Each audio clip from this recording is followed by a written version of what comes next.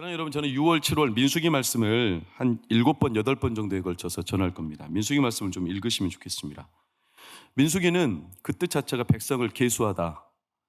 헬라어에서 온 제목을 딴 거예요. 1장부터 한 9장까지가 백성을 계수하는 장면이 나와서 그렇게 영어로는 넘버스 그러죠. 그러나 원래 이름은 뭐냐면 광야에서라는 이름을 갖고 있어요. 히브리어 월 이름이. 그러니까 광야를 지나가는 이스라엘 백성들의 인도하심을 구하는 인도하심에 대한 스토리가 민수기 말씀이에요. 우리의 삶과 맞닿아 있어요. 왜냐? 우리 인생이, 여러분 질문할게요. 답해 보세요.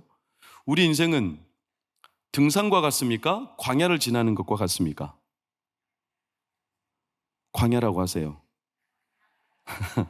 광야. 우리 인생은 광야를 지나는 것과 아주 흡사합니다. 그래서 광야 스토리는 우리에게 밀접하죠. 광야와 인생은 닮은 꼴이 많은데 민수기 말씀을 묵상하면 그 닮은 꼴을 한 대표적으로 3가지 정도만. 첫 번째는 광야에는 3가지가 없는데 음식이 없어요. 즉 씨를 뿌리고 거둘 수 있는, 소작해서 누릴 수 있는 우리의 평생 가지고 갈 재산이 없어요. 나그네 길이라는 거예요. 두 번째, 물이 없어요. 종종 오아시스가 있지만 항상 갈증이 나요. 항상 인생이 헛기지고 갈증을 느끼고, 그리고 불확실해요. 길이 잘 안 보입니다, 광야는. 그래서 항상 불확실한 길 앞에 걸어가야 되는 이 3가지가 광야와 우리 인생의 닮은 꼴이에요. 이스라엘 백성들이 광야를 지날 때 늘 불평을 하던 걸 기억해 보세요. 음식 때문에 불평합니다. 무엇을 먹을까, 무엇을 마실까, 무엇을 입을까. 우리랑 비슷하죠. 항상 허기지고 항상 갈증이 있어요. 그 물리적인 이 목의 해갈뿐만 아니라 영혼의 갈증이 있어요. 그리고 길이 불확실합니다.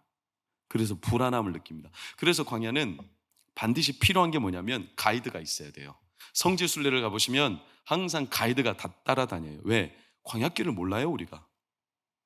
그래서 민수기는 축소하면 우리 인생과 같아요. 민수기를 읽어가 보면 내 마음과 왜 그렇게도 일치하는 게 많은지, 내가 공감하는 게 많은지.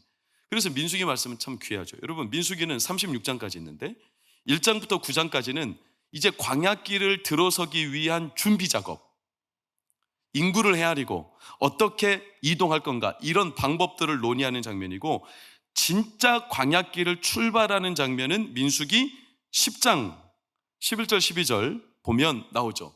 둘째 해, 둘째 달, 20날. 이게 언제냐면 애굽에서 나온 지 둘째 해, 둘째 달, 20날. 그러니까 애굽에서 출애굽한 지 벌써 1년 2개월이 지났다는 뜻인데, 그럼 어디 있었냐? 시내산에 있었죠. 시내산에서 레위기와 십계명 말씀을 받았죠. 그리고 1년 2개월이 지나고 드디어 시내 광야에서 출발하여 어디로? 바란 광야라는 땅으로 가요. 여러분, 지도를 좀 보시면 아래가 시내 반도 아래 시내산이 있어요. 돌산이에요, 돌산. 여기에 모세가 40일 동안 올라서 십계명 2덜판을 받는 사건을 너무나 잘 아시죠. 이 시내산에서 1년 2개월 동안 머물렀다가 위로 쭉 올라가면 달팽이 모양으로 이렇게 돼 있죠. 여기가 바란 광야 지점이에요. 여기가 그 유명한 12정탐꾼을 보낸 가데스 바네아가 있는 곳인데, 우리는 잘 알죠. 앞으로도 민수기 말씀을 나누다 보면 나올 텐데, 이 바란 광야에서 사실은 며칠만 더 가면 가나안 땅입니다. 그런데 여기서 몇 년을 보낼까요? 40년. 민수기 10장 이후로 민수기 거의 끝까지 바란 광야 스토리예요. 아니, 여기 2, 3주면 지나가는 광야를 40년 동안. 참 신기한 일이죠. 이렇게 하라고 해도 할 수 없는데. 그럼 바란 광야가 어떤 곳이냐? 여러분 사진 한번 보세요. 오늘날 찍은 바란 광야예요. 사진 보니까 여러분 어떻습니까? 마음이 깝깝하죠? 아무것도 없어. 그러니까 광야는 목적이 딱 한 가지예요. 광야는 빨리 지나가는 게 상책이에요. 빨리 지나가기 위해서 뭐가 중요할까요? 방향. 뭐가 중요하다고요? 방향이 중요해요. 방향이. 여러분, 광야는 빨리 지나가는 게 상책이에요. 그래서 중요한 게 방향이에요. 방향을 엉뚱하게 잡으면 어떻게 돼요? 계속 뺑뺑뺑 돌아요. 놀랍게도 이스라엘 백성들은 뺑뺑뺑뺑 돌아요. 여러분, 광야가 사실은 빨리 통과해야 되는데 방향을 놓치면 한도 끝도 없어요. 그래서 이런 말이 있습니다. 사막에서는, 광야에서는 로프를 사지 말고 낙타를 사라. 선진들의 지혜죠. 광야는 왜? 높이 오를 곳이 없어. 산이 아니에요. 산은 높이 올라가야 되고 높은 데서 내려야 되니까 로프가 필요하겠죠. 그러나 광야는 낙타가 필요하고 물이 필요하고 방향을 잘 잡아야 되는 거죠. 그러니까 우리는 잘 알겠죠. 이스라엘 백성들을 왜 애굽에서 나와서 1년 2개월 동안 시내산에 머물게 했을까? 시내산에서 말씀을 듣고 레위기 10계명 이 말씀을 들으며 이들이 뭐를 잡은 거예요? 방향을 잡으라고 하신 거예요. 그래서 오늘 13절을 보시면 빨간색으로 표현되어 있죠. 명령하신 것을 어떻게? 따라라는 것은 그 방향으로 뭐 하라? 행진. 광야는 방향을 잘 잡으면 통과한다. 어떤 방향으로 잡을 거냐? 그걸 1년 2개월 동안 가르쳐 준 거죠. 그래서 여러분, 광야는요, 생존 방식이 산하고 달라요.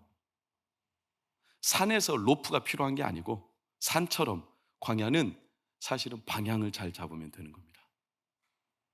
그래서 이런 말을 들어보셨어요? 인생은 속도가 아니라 뭐다? 방향이다. 왜 인생은 속도가 아니라 방향이다? 광야라서. 여러분, 그런데 솔직하게 한번 답해 보세요. 우리가 삶을 살아갈 때 여러분의 삶, 여러분 자녀들, 여러분의 인생 앞날, 미래를 바라볼 때 빨리 가고 싶어요? 느리게 가고 싶어요? 남들보다 빨리 이루어졌으면 좋겠어요? 좀 더뎌도 괜찮아요? 남들보다 좀 높이 올라갔으면 좋겠어요? 그냥 둔턱한 낮은 곳에 있으면 좋겠어요? 우리가 방향이 중요하다고 하면서도 사실은 솔직히 우리는 속도를 중요하게 여깁니다. 그렇죠? 빨리 이루고 싶은 거예요. 그리고 높이 올라가고 싶어요. 이게 우리의 속사정이에요. 우리 속셈. 여러분, 몇 가지만 질문해도 여러분 충분히 여러분의 속셈, 저의 속셈이 드러납니다. 여러분, 여러분의 자녀와 손주들이 서울에 있는 대학에 가면 좋겠어요? 저 지방에 겸손한 대학 가면 좋겠어요? 응? 서울에. 왜요? 서울에 사니까 그렇다고 하겠죠? 그럼 저 지방에 살면 저 지방에 있는 대학을 원할 것 같아요?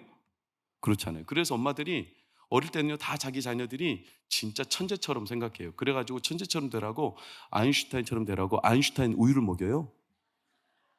그런데 이제 중학교가 되면 정신을 차려요. 아인슈타인까지는 아닌 것 같아. 그래도 넌 서울대는 갈 수 있어. 서울 우유 먹이잖아요. 고등학교 1학년 되면요, 조금 정신 현실 감각이 돌아와요. 그래가지고 서울대는 좀 어렵다. 연세대, 그래, 연세 우유 먹자. 고등학교 2학년 되면요, 더 현실적인 감각이 뛰어나죠. 연세대도 좀 힘들 것 같아. 건국대라도 가자. 건국 우유. 고3이 되면요, 이제 진짜 제정신 돌아와요. 야, 건국대는 뭔 건국대? 저 지방이라도 가라. 저 지방 우유 먹이잖아요. 말도 잘 만들어, 사람들은. 여러분, 솔직히 내 자녀 결혼할 때, 여러분, 믿음은 100만 불짜리고 연봉은 2천만 원. 이 사람과 믿음은 2천만 원이고 연봉은 실제 100만 불. 누구를 선택할 거예요?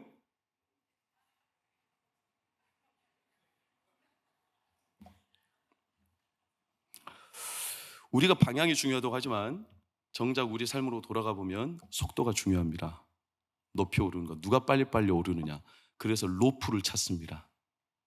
왜? 세상 사람들이 다 그럽니다. 다 높이 올라가는 게 그게 세상적으로 성공하는 거고 그게 잘 되는 거라고 다 그러니까, 주변 사람들이 빨리 성공한 게 진짜라고 말하니까, 높이 올라갈수록 잘된 거라고 말하니까, 그게 왜 잘못된 거겠어요? 잘된 거예요. 그러나 문제는 그렇다고 해서 인생이 광야에서 산으로 바뀌냐? 인생은 여전히 광야예요.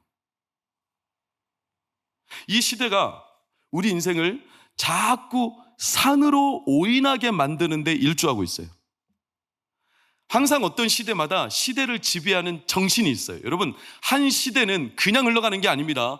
그 시대 핵심 가치가 있고 그 시대 사람들이 추구하는 가치, 의식이 있어요. 예를 들면 중세시대나 옛날 그런 종교개혁 시대는 그래도 추구하는 가치가 신앙에 있었고 절대자에게 있었어요. 이 시대가 지나면서 근대가 왔을 때는 이성이 그 시대를 지배했어요. 이성, 우리의 이성.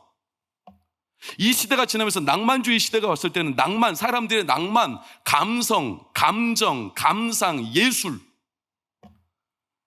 21세기 넘어오면서부터는 너무나 많이 들어봤죠. 포스트 모던은 뭐냐면 모든 가치들은 다 필요 없어. 탈해체, 탈가치. 그래서 지금 우리를 지배하는 의식은 개인의 취향, 내가 좋으면 되는 거예요.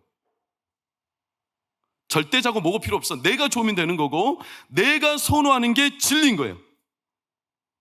그리고 그 배후에서 초절정적으로 항상 사람들의 인생을 산처럼 오인하게 높이 오르고 빨리 가고 이러면 인생이 성공적으로 보이게 만드는 배후의 인생을 높낮이로 평가하는 배후의 세력이 있어요. 누굴까요? 누구겠어요? 마귀지. 마귀는 별명이 있습니다. 공중권세 잡은 자. 그는 공중권세를 잡고 있어요. 공중에서 높은 권세를 가지고 사람들을 늘 현혹해 높은 곳에 빨리 오르고 빨리 이루면 인생에 성공한 공중권을 가지고, 여러분 오늘날 문화를 보세요. 모든 게 다 높이 치솟습니다. 유현준 교수가 어떤 강의를 하면서 제가 참 그런 문화들이 이 시대의 의식들이 건축으로도 예술로도 많이 드러나는데 가장 단적으로 건축 한번 볼까요, 여러분? 뉴욕에 가보면 이런 빌딩 보셨어요? 펜슬타워를 그래요. 펜슬타워. 한없이 뻗어. 좁기는 좁은데 이게 완전히 펜슬처럼 생겼다 이거예요. 다음 거 한번 보세요. 이렇게 생겼어요. 그러니까 좌우로 폭은 얼마 되지 않아요. 왜? 땅덩어리가 너무나 빼곡하니까. 근데 위로 공중권을 장악해서 높이 오를수록 잘 사는 사람, 성공한 사람들입니다. 근데 참 신기한 건물이 이 가운데 뉴욕 센트럴 파크에 있는 한 빌딩인데 보세요. 약간 특이하게 생겼죠. 건물이 올라가다가 중간에 툭 튀어나왔죠. 이게 왜 그러냐? 뉴욕에는 이상한 건축법이 있는데, 예를 들어서 건축물이 두 대가 있어요. 이 건축물은 높이가 4층짜리입니다. 옆에는 60층을 지을 겁니다. 그런데 이 4층짜리 건물은 앞으로 향후 계획 4층 이상 올리지 않을 겁니다. 평생 4층으로 세워질 겁니다. 그러면 옆에 있는 건물이 60층까지 세우니까 얼마나 높아요? 근데 우리나라는 땅의 지면의 용적률만 가지고 건축을 하는데 미국 뉴욕은 특히 공중에 용적률이 있어가지고 높이 세울 건물은 이 4층짜리 건물 위로는 아무것도 없으니까 이 공간을 이 60층 건물이 사요. 돈을 주고 세를 사요. 그래서 여기다 건물을 짓겠다는 거예요. 그래서 딱 그런 건물이 나와요. 이렇게 올라가다 이렇게 튀어나와요. 위에 공간을 산 거예요. 공중권을 지배한 거예요. 공중권을 지배해서 높이 사는 사람들은 뉴욕 센트럴 파크가 바로 보이는 거예요. 뷰 맛집이죠. 그런 데는 초호화저택이에요. 성공한 사람들, 웬만한 사람들은 올라갈 수가 없어요. 그러니까 모든 사회나 전 세계 문화 콘텐츠가 다 위로 올라가면, 높으면 성공한 거고 잘된 거고 그 사람은 인생에 대박이 난 거고. 그런데 그런 시대 정신이 이 시대 항상 있어요.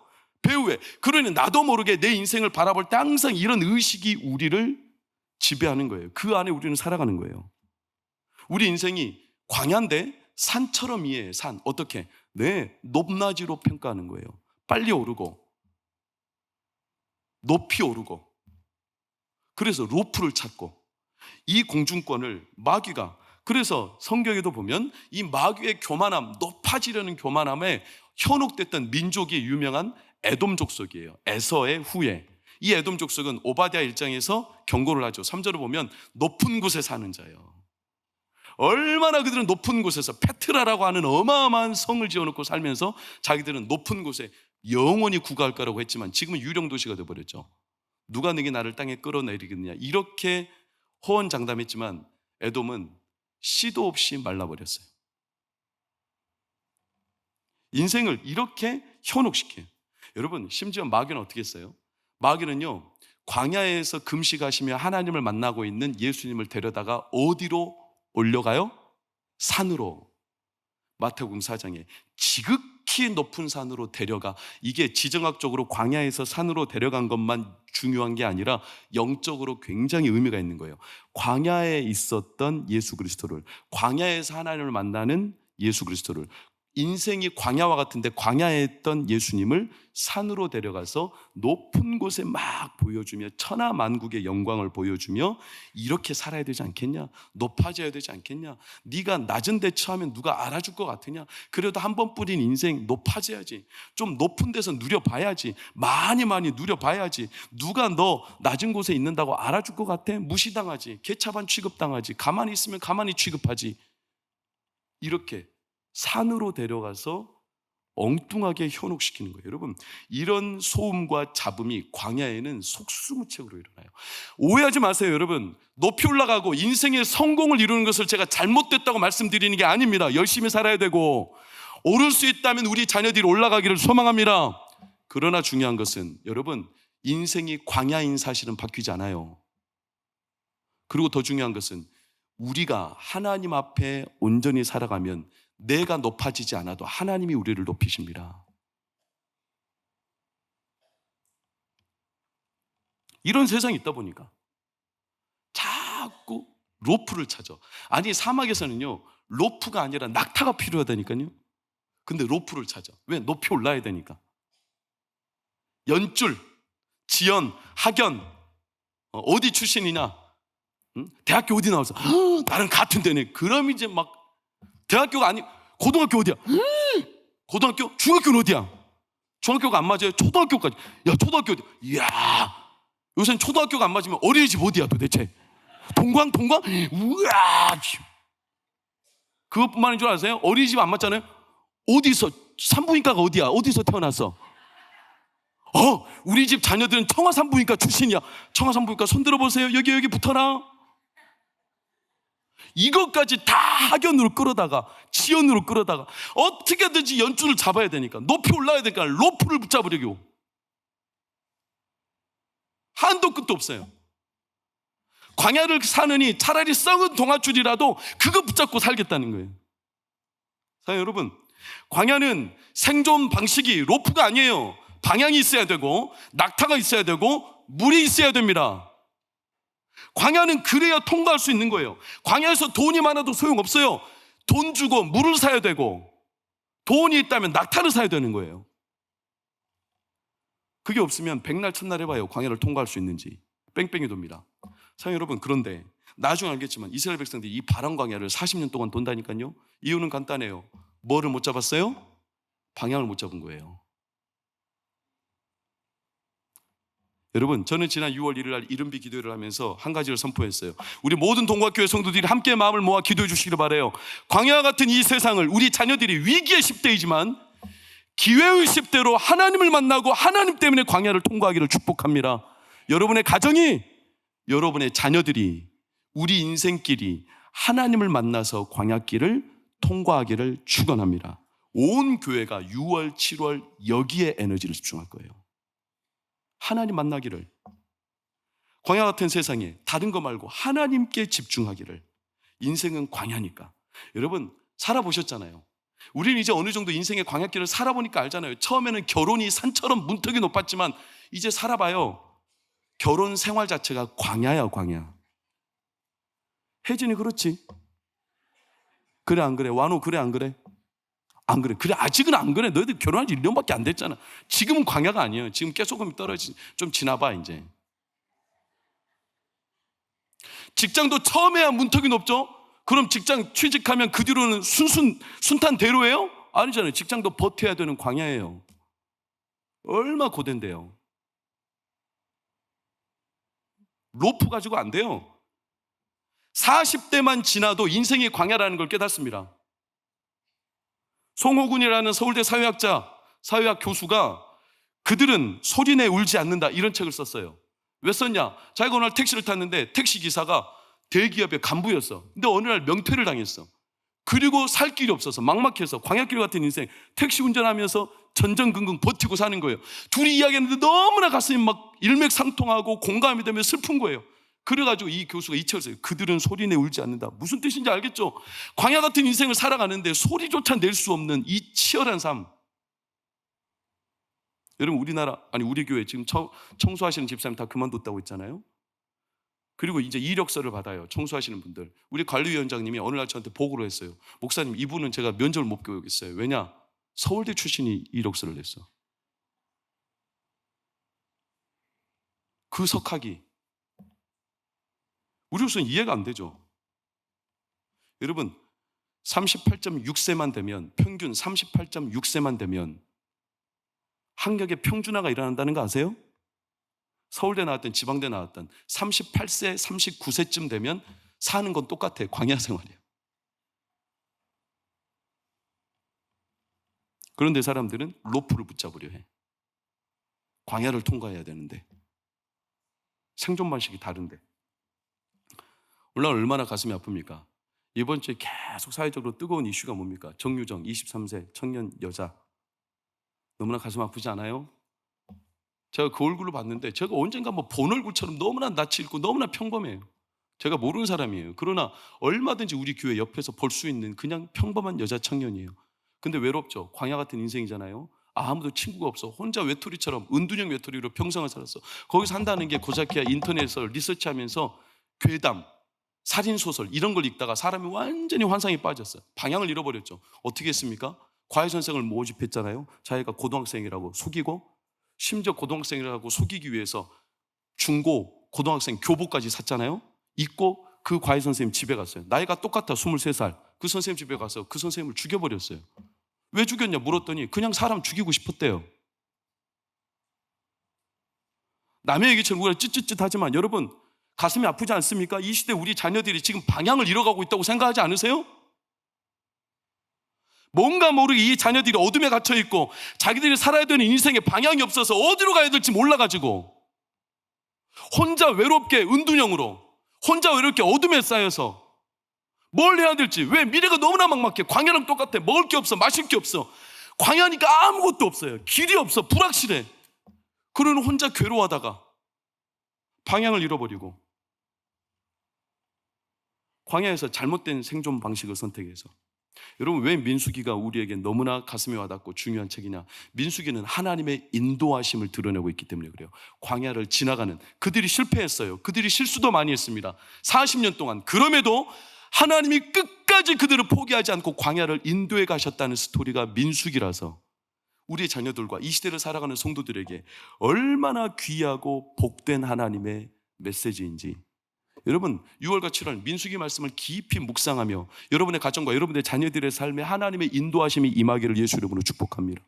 하나님의 인도하심의 핵심이 뭘까요? 저를 따라해 보세요. 단순함. 하나님의 인도는 핵심이 딱 한 가지예요. 단순하라예요. 단순하라. 그게 오늘 광야의 첫 출발하는 장면에서 두 가지 나팔소리와 행군 순서를 통해서 드러나요. 오늘 1절에서 3절을 볼까요? 이스라엘 백성이 광야를 지나갈 때 그들의 신호책은 딱 한 가예요. 은나팔 둘을 만들어 소집할 때도 나팔을 불고 출발할 때도 나팔을 불고 모일 때도 나팔을 불고 적들이 쳐들어왔을 때도 나팔을 불어. 길게 불어라, 짧게 불어라, 크게 불어라, 두 번 불어라, 나팔. 그런데 중요한 것은 8절에 항상 제사장들이 불어라. 영원한 율례다. 왜냐? 사람들이 나팔수가 그때그때 바뀌면 소리가 어떨까요? 달라지겠죠. 그러니까 사람이 헷갈려. 긴가민가해. 애매모호해. 그러니까 소리가 바뀌면 안 되잖아요. 단순해야 된다는 거예요. 소리가 항상 단순해야 사람들이 금세 알아먹어요. 아, 모이라고 하는구나. 아, 가라고 하는구나. 아, 저기 쳐들어왔다는 거구나. 단순해야 된다는 거예요. 단순. 왜? 세상에 광야에는 잡음이 너무나 많으니까. 우리를 현혹시키는 소음이 너무나 많으니까. 마귀의 소음이, 영적 소음 공해가, 오늘날에도 소음이 공해죠. 층간 소음 때문에 이웃들이 싸우죠. 가족들이 갈라서죠. 이스라엘 백성도 마찬가지예요. 자기들 안에 손해 때문에 서로 갈라서요. 막 소음이 너무나 많아요. 여리고성을 돌 때 하나님의 원리는 딱 한 가지였어. 뭐 소리 내지 말라는 거였잖아요. 왜? 소음이 많아. 인간의 소리가 많아지면 하나님의 뜻이 안 들리는 거예요. 하나님의 음성에 단순하게 반응하라는 거예요.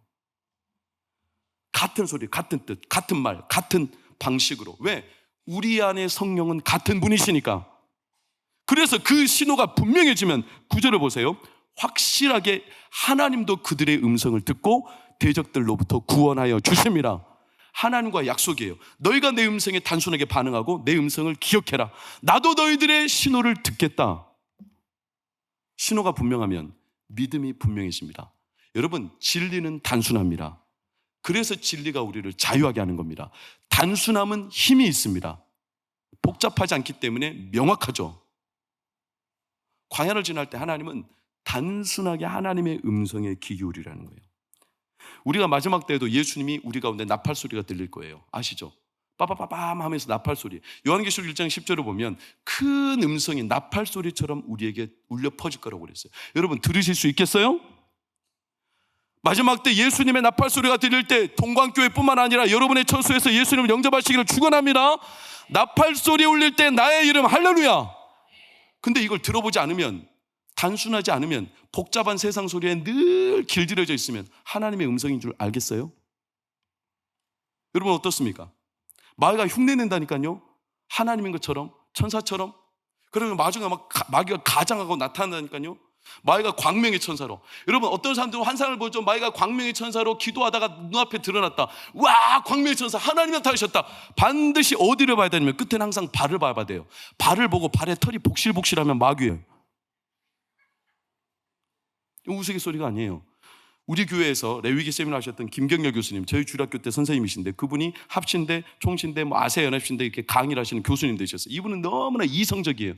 신비적인 거 믿지 않아요. 너무나 이성적이니까 하나님이 이 사람을 강권적으로 선교지에 보내고 공부를 시키려고 3번의 큰 환상을 보여주셨어요. 부인할 수 없을 만큼. 이분이 나미비아의 선교지에 가서 어느 날 광명의 한 분이 자기에게 환상 중에 나타났다는 거예요. 꿈속에. 그래서 너무나 깜짝 놀라서 봤는데, 어릴 적에 주일학교 때 배운 게 있어. 광명한 천사가 나타나도 발을 봐라. 발을 봤을 때 털이 복실복실하면 마귀예요. 발을 봤어요. 놀랍죠? 발까지 빛나더라는 거예요. 여러분 요한계시록 1장에 예수님은 발에 끌리는 옷을 입고 주석처럼 빛난다고 그랬어요.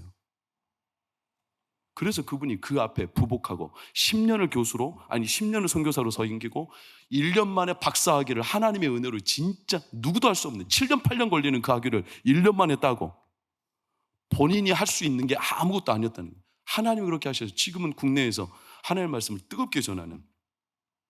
여러분 이 하나님의 음성을 단순하게 구분할 수 있는가? 지난 수요일 날 무슨 소리가 들렸어요? 6시 41분 어떤 소리 들렸어요? 어떤 소리 들었어요? 뭔 소리 들었어요?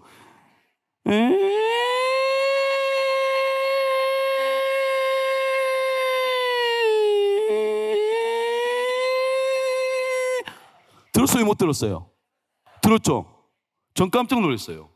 새벽에 마치고 5층에 올라가서 말씀 묵상하고 있는데 밖에서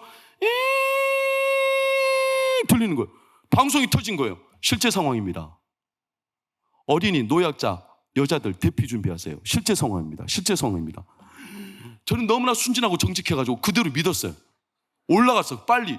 여러분들은 뭐 하셨어요? 그때 들릴 때? 잠잤죠? 어떤 분들은 평안하게 잠잤다 하더라고. 안 믿어. 도무지 안 믿어. 물론 오방송이라고 막 뭐라 하더라고요. 저는 근데 오방송이라고 생각하지 않아요. 들어보지 않으면 예수님 오실 때 나팔 소리 들을 수 있을 것 같습니까? 훈련이 안 되면. 저는 빨리 올라갔어요. 왜? 내가 대피하기 위해서가 아니라 내 3명의 자녀들이 걱정인 거예요. 그래서 얘들을 새벽 6시에 막 깨웠어. 흔들어. 야, 대피해야 돼. 막 짐 쌌어. 캐리어 쌌어. 그리고 애들 지하 1층으로 내려보냈어요. 그리고 유목사님한테 전화했어. 유목사, 오늘 경계방송 터진 거 알지? 북한에서 발사체 쐈대. 오늘 성도님들 안 올지 모르니까 우리는 그래도 끝까지 믿음을 지키자. 수요예배 우리끼리 드린다. 얼마나 제가 순교자적인 마음을 가지고 그때 결연한 마음을 가지고 애들 내려보내고 10분 만에 다시 해제돼가지고 올라왔어요. 애들 눈 비비면서 캐리어를 열었어. 캐리어 안에서 햇반 떨어지고 냉동만두 떨어지고 애들이 지혜로워가지고 자기 먹을 거라고 먹고 살겠다고 다 챙겨갔어. 가르쳐준 적도 없는데. 여러분, 그러나 저는 그게 얼마나 위대하고 얼마나 놀라운 경험인지. 왜? 마지막 순간에 나팔 소리 들려요. 난리 났습니다. 여러분 카톡 보셨어요? 뉴스 보셨어요? 진짜 그 방송 듣고요, 사람들이 카톡 보려고 난리 났어. 오늘 전쟁 터진 때 나 솔직히 너에게 마지막 할 말이 있어. 사랑해. 고백하다가 걸렸다니까요. 연애 고백하고. 얼마나 부끄럽겠어요. 그러나 진심이 툭 튀어나온 거예요. 여러분 마지막 때 하나님의 나팔 소리가 들리는데 선명하게 그 음성을 듣지 못하면, 훈련되지 않으면 들을 수 있을 것 같아요? 양들은 목자의 음성을 듣습니다. 왠 줄 아십니까? 평소에 목자가 계속 부르기 때문에 아는 겁니다. 여러분 평소에 주의 음성을 듣습니까? 말씀을 통해 듣습니까? 기도하며 듣습니까? 하나님의 음성을 늘 듣습니까? 들으시기를 축원합니다. 광야를 칠 때는 단순하게 하나님의 음성만 필요한 거예요. 다른 잡소리가 아니라. 두 번째, 행군 순서예요. 14절을 보실까요? 행군 순서가 있어요. 선두로 유다 자손이 갑니다. 그리고 17절 18절을 보면 성막을 매죠. 그러면 르벤 지파와 세 지파가 연달아 갑니다. 이것이 어려우니까 제가 그냥 그림으로 보여드릴게요. 오른쪽에 법궤가 먼저 가죠. 그리고 유다 자손 지파와 세 지파가 갑니다. 그리고 성막이 옮기고 르벤 이렇게 이동하는 겁니다. 행군할 때 광야를. 그리고 이들이 멈추죠. 그럼 어떻게 멈추냐? 그 다음을 보면 중간에 항상 뭐가 있어요? 성막이 있어요. 모든 동서남북 세 지파씩 천막을 치는데 천막의 문이 다 어디로 향하냐면 성막을 향해요. 문을 열면 성막이 보이는 거예요. 문을 열면 무슨 말이냐? 단순해야 돼요. 성막을 이동하든지 멈추든지 눈만 열면 가든지 오든지 항상 어디를 향해라? 하나님을 향해라. 우리 삶의 모든 중심이 다 누구에게 있다? 하나님께 있다. 이걸 의도적으로 하나님의 행군 순서와 짐 배치를 통해서 우리가 광야를 지날 때는 단순해야 돼요. 하나님의 음성에 단순해야 돼요. 우리의 모든 삶의 중심이 하나님께 있어야 돼요. 그래야 통과할 수 있다는 거예요. 여러분 아시잖아요. 광야를 지날 때 이스라엘 백성들이 물이 없어서 죽은 경우 있어요, 없어요? 없습니다. 40년 동안 먹을 게 없어서 굶어 죽은 사람이 있어요, 없어요? 없습니다. 무엇을 마실까, 무엇을 먹을까, 무엇을 입을까 염려하지 말라. 광야를 지날 때 40년 동안 이스라엘 백성들 하나님이 물 없어서 먹을 거 없어서 죽은 적 없어요. 물론 광야는요 씨도 못 뿌리고 거둘 것도 없고 거기서는요 아무 소득도 없는 그런 메마른 광야지만 아무것도 없는 광야라도 딱 한 가지 있는 게 있어요. 그게 뭔 줄 아세요? 하나님이 계십니다. 하나님께 삶의 중심을 놓으라는 겁니다. 하나님이 그곳에 계십니다. 여러분 사막에서는요 더워서 죽는 것보다 밤에 추워서 죽는 사람이 더 많대요. 근데 어떻게 삽니까? 오늘 33절 34절을 보세요. 하나님께서 앞서가며 그들이 쉴 곳을 마련하죠. 낮에는 구름 기둥이, 밤에는 불 기둥이 그들을 보호하시는 겁니다. 그들이 광야를 지날 때 실제로 광야를 경험해 본 성지순례 팀을 물어보면 제일 힘든 게 뭐냐? 신발에 모래가 들어가는 거예요. 모래가 들어가면요 발이 쓱히거든요. 살갗이 까지거든요. 그럼 못 걸어요. 광야에서 못 걷잖아요. 그럼 죽는 거예요. 햇볕에 말라서. 근데 놀랍게도 신명기는 뭐라고 표현하냐? 너희가 40년 동안 신발이 부르트지 않았다고 그래요. 하나님의 그들을 발을 보호하신 거예요. 계속 걸어갈 수 있도록. 하나님의 세밀한 섭리 아닙니까? 그 광야에서 하나님이 나를 단순하게 그의 음성을 듣고 그를 따라가면 우리를 모든 걸 하나님이 아무것도 없지만 하나님이 그곳에 계시니 나를 인도해 주신다는 걸 가장 잘 아는 사람들이 목자들이에요. 목자들은 광야에서 양을 칩니다. 양이 누구 때문에 살죠?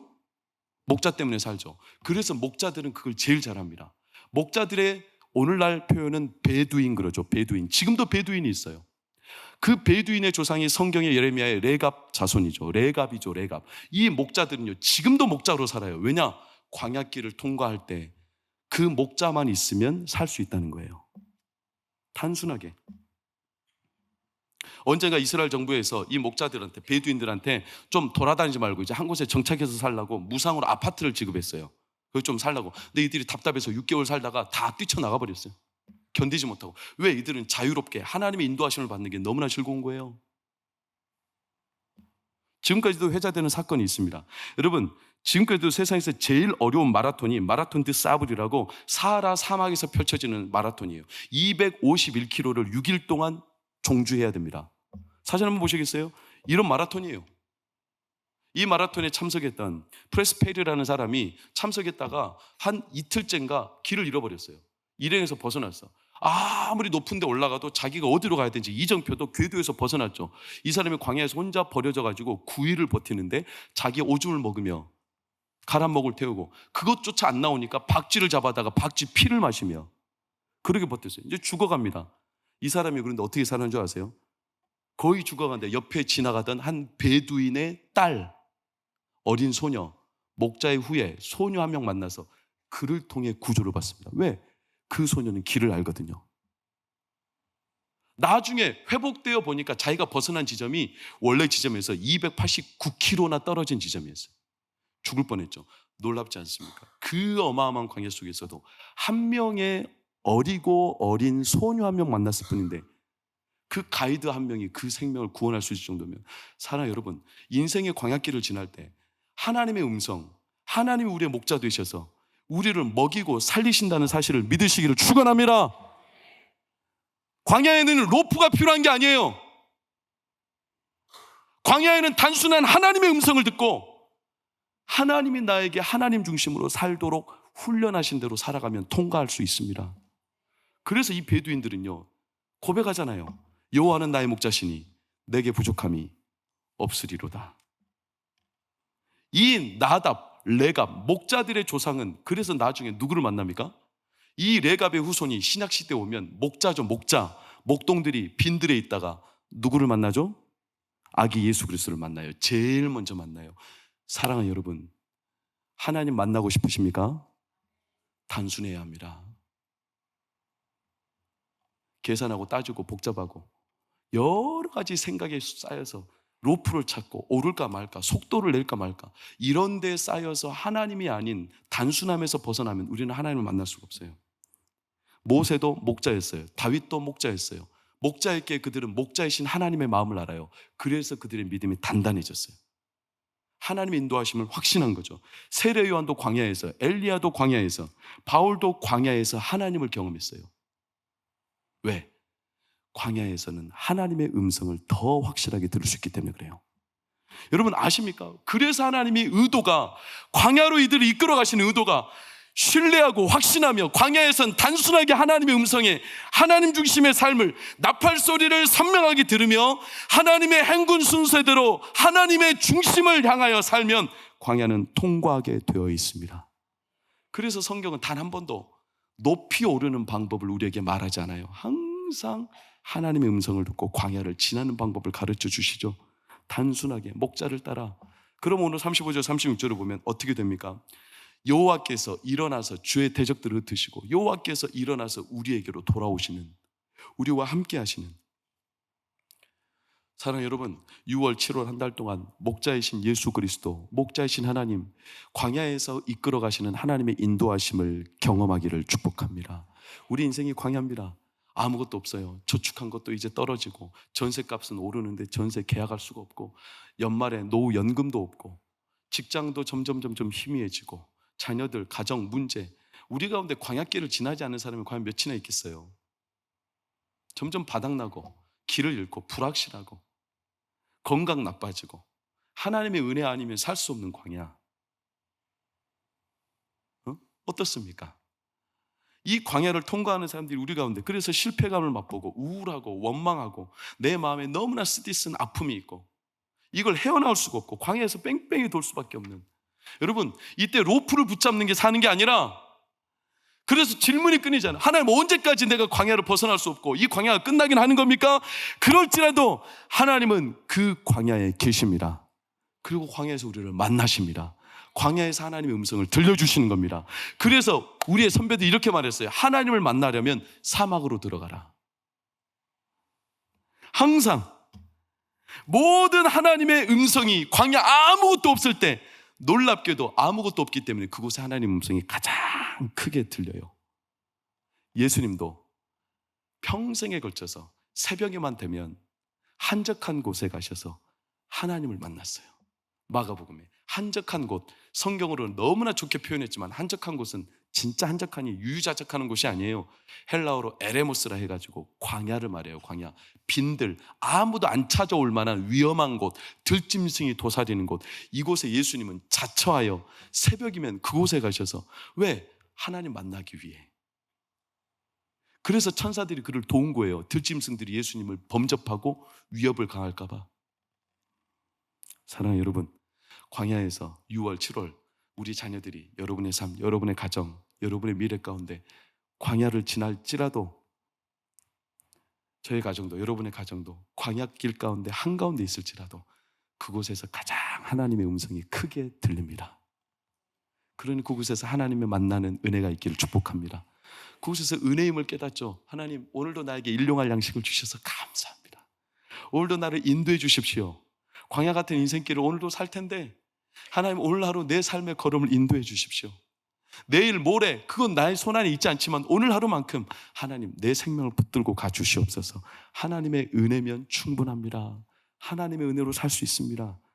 이 하나님을 향한 마음에 떨리는 고백을 가지고 광야길을 끝까지 하나님과 만나 평생을 주 안에 하나님 목자 되셔서 살아가시기를 예수 이름으로 축복합니다. 기도하겠습니다.